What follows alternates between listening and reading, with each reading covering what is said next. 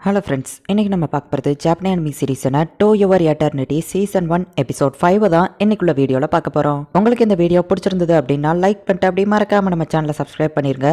இதுக்கப்புறம் தான் கதையை சும்மா வேற லெவலில் போக ஆரம்பிக்கும். நீங்கள் எதிர்பார்க்காத ட்விஸ்ட் அண்ட் டர்ன்ஸ்லாம் உங்களுக்காக இந்த எபிசோடில் காத்துட்ருக்கு.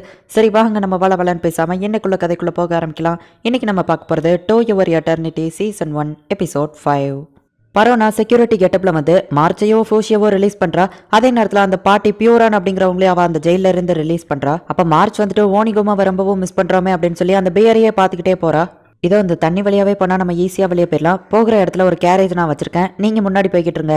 மார்ச் நீ அந்த பியூரான் பாட்டி கூட போனா இதோ வந்துருந்தேன் அப்படின்னு சொல்லிட்டு பரோனா எங்கேயோ போறா. மார்ச்சோ பார்த்துட்டே இருக்கா. அப்ப பார்த்தா அதோட கண்ணை இவ வெட்டி எடுக்கலான்னு போகும்போது வேணா நிறுத்து அப்படின்னு சொல்லி மார்ச் கத்துறா. ஹே மார்ச், இதோட கண்ணை நான் எவிடன்ஸா எடுத்துக்கிட போறேன் அவ்வளவுதான் அப்படின்னு சொல்லவோ, இல்ல வேணா அவனுக்கு வலிக்கும் அப்படின்னு சொல்லி மார்ச் சொல்றா. ஹே மார்ச், வருத்தப்படாத மார்ச், உனக்கு ஒன்னு காட்டவா அப்படின்னு சொல்லி ஃபூஷியோட ஃபெதர்ல செஞ்ச ஒரு டாகி பப்பி அவளுக்கு கொடுக்குறா. எனக்கு இதெல்லாம் வேணாம், நீ அந்த பியரை எதுவோ பண்ணக்கூடாது அப்படின்னு சொல்லி மார்ச் வருத்தப்படுறா. இந்த ஒரு விஷயத்த மட்டும் என்ன பண்ண விடு, நம்ம ஊர்ல இனிமே எந்த ஒரு குழந்தைங்களும் சாக விடாம நான் பாத்துக்கிட்டேன், நான் உனக்கு ப்ராமிஸ் பண்றேன்னு சொல்லவோ. ஆனா நம்ம நல்லதுக்காக எதுக்கு அதை கஷ்டப்படுத்தணும் அப்படின்னு சொல்லி கேட்கவும், நீ வேணா இப்படி யோசிச்சு பாரு மார்ச், நம்ம எல்லாரும் நல்லா இருக்கணுங்கிறதுக்காக அந்த பியர் தன்னை சாக்ரிஃபைஸ் பண்ணிக்கிச்சு அப்படின்னு சொல்லவோ, ஆனா நம்ம நல்லா இருக்கணுங்கிறதுக்காக அதை கஷ்டப்படுத்துறது மட்டும் சரியா அப்படின்னு சொல்லி மார்ச் கேட்கறா.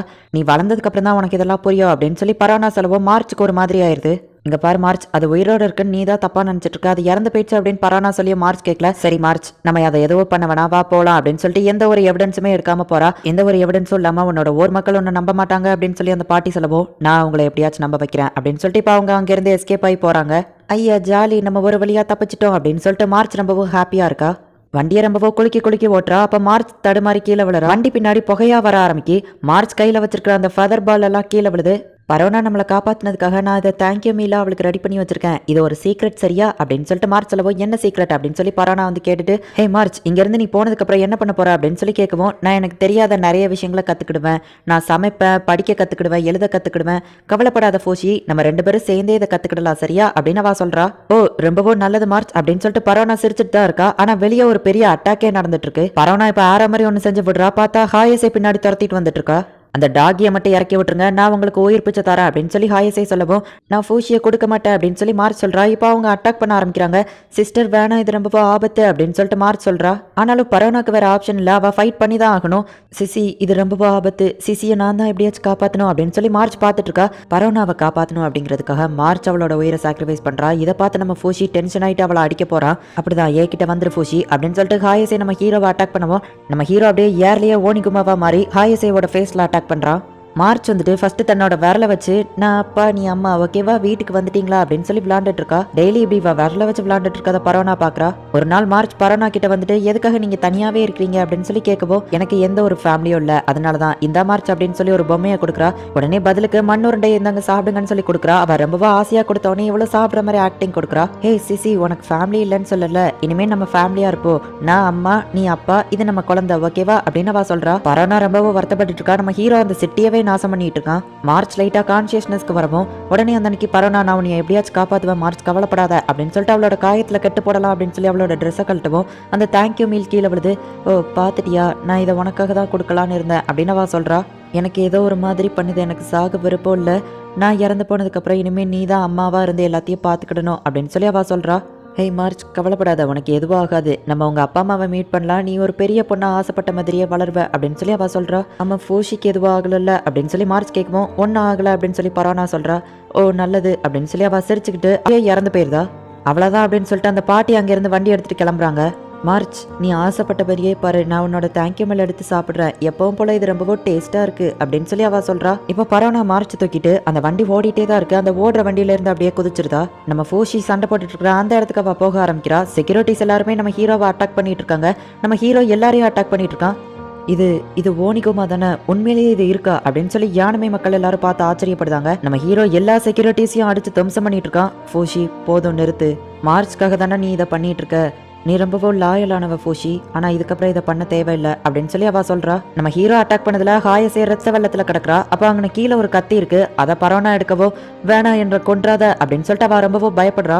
நாம ரெண்டு பேரும் சேர்ந்து வீட்டுக்கு போகலாமா அப்படின்னு சொல்லி மார்ச்சை பார்த்து அழுதுட்டே கேட்டுட்டு இருக்கா. இங்க மார்ச் வந்துட்டு திரும்ப அவங்க அப்பா அம்மாவை போய் பாக்குறா. நான் ரொம்பவும் ஹாப்பியா இருக்கேன் அப்படின்னு சொல்லிட்டு அவ ஆசைப்பட்டபடியே இப்போ அந்த பொம்மைங்க கூட எல்லாம் விளாண்டு பெரிய பொண்ணா வளர்ந்துருதா. எல்லா பொம்மைங்களுமே இருக்கு. ஆமா ஃபூஷி எங்க காணோம், ஃபூஷி வரல.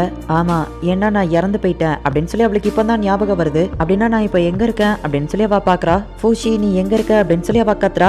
உண்மையிலேயே இறந்து போன அந்த ஓனிகுமா அந்த இடத்துல வந்து நிக்குது. அப்பதான் மார்ச் பாக்குறா. தூரத்துல பரவனா அழுதுட்டு நின்னுட்டு இருக்கா. அவ கையில கத்தி இருக்கு. அவ இறந்து போயிட்டா அப்படிங்கறத மார்ச் அப்பதான் பாக்குறா. ரொம்பவும் ஃபீல் பண்ணிட்டு வேண்டாம் சிசி, நீ எனக்காக யாரோட உயிரையை எடுக்க வேணாம் அப்படின்னு சொல்லி அவ கத்திட்டு இருக்கா. நானும் உன் கூடவே வந்துருதா மார்ச் அப்படின்னு சொல்லி அவ தன்னைத்தானே தான் குத்திக்கிட போறா. வேண்டாம் இப்படி பண்ணாத அப்படின்னு சொல்லி அவ கதறா. ஆனா அது அவளுக்கு கேட்கல. ஃபூஷி நீ போய் தடு அப்படின்னு சொல்லி மார்ச் கத்துறா. ஆனா மார்ச்சால ஃபூஷியவோ தொட முடியல. ஆனா நம்ம ஹீரோ கரெக்டா மார்ச் நினைச்ச மாதிரியே அவளை தடுக்கிறான். நம்ம ஹீரோ ஃபர்ஸ்ட் டைமா எமோஷனல் ஆகுறான். இப்போ எல்லா செக்யூரிட்டிஸும் இவங்களை அட்டாக் பண்ண போகும். டக்குன்னு அவளை முதுகுல ஏத்திட்டு ஓனிகுமாவா மாறி அந்த இடத்துல இருந்து எஸ்கேப் ஆகுறான்.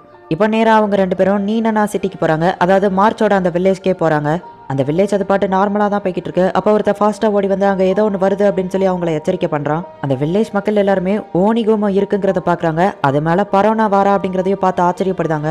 ஹே பரோனா, 6 மாசமா நீ எங்க போயிருந்த? இவ்வளவு நாளா என்ன பண்ணிட்டு இருந்த அப்படின்னு சொல்லி மார்ச்சோட அம்மா கேட்கவும், நான் எதுவுமே பண்ணல, என்னால எதுவுமே பண்ண முடியல.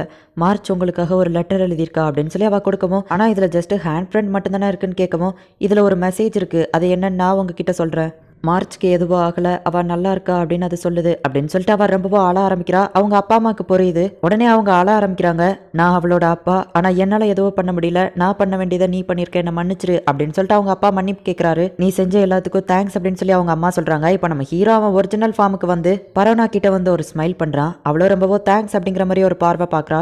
யானமையில இருந்த ஆளுங்க இங்க வந்துட்டு இருக்காங்க அப்படின்னு சொல்லிட்டு ஒருத்தர் ஓடி வந்து எச்சரிக்கை கொடுக்கவும், அவங்க எதுக்காக வராங்கன்னு மத்தவங்களுக்கு புரியல. ஃபூஷி அவங்க உனக்காக தான் வராங்க, நீ இங்க இருந்து போ, நான் சொல்றது உனக்கு புரியுதா, புரியும்னு நினைக்கிறேன் அப்படின்னு சொல்லி பரோனா சொல்றா. நம்ம ஹீரோக்கு அங்க இருந்து போகிறதுக்கு கஷ்டமா தான் இருக்கு. ஆனாலும் வேற வழி இல்லை. இப்போ அந்த உல்ஃபா மாதிரி அந்த இடத்துல இருந்து அவன் கிளம்பிடுதான். இப்போ பரோனா அந்த வில்லேஜ்ல இருக்கிற அந்த டவருக்கு போறா. அவங்க எங்க இருக்காங்கன்னு கேட்கவும் அதோ இருக்காங்கன்னு சொல்றான். அவ ஃபூஷியை பார்த்துட்டான்னு நினைக்கிறா. ஃபூஷி இங்க இருந்து தப்பிச்சாகணும் அப்படின்னு சொல்லி ஃபூஷியை ஹாய்ஸே குத்துனா அந்த அம்பை இப்போ பரோனா எடுக்கிறா. இந்த வெயிட்டான போ மட்டும் தான் இப்போதைக்கு இருக்கு அப்படின்னு சொல்லி ஒருத்தன் கொடுக்குறா. பரவாயில்ல அப்படின்னு சொல்லிட்டு அதை வாங்கி அவளோட தலைக்கு ஏன் வைக்கிறா. ஆனா கரெக்டா அவளோட கையில குத்திடுது. பர்ஃபெக்ட் ஷாட் அப்படின்னு சொல்லவோ, இல்ல நான் மிஸ் பண்ணிட்டேன் அப்படின்னு சொல்லிட்டு பரோனா சொல்றா. ஃபூஷி அவனோட அம்மாவை பிரிஞ்சுட்டான்.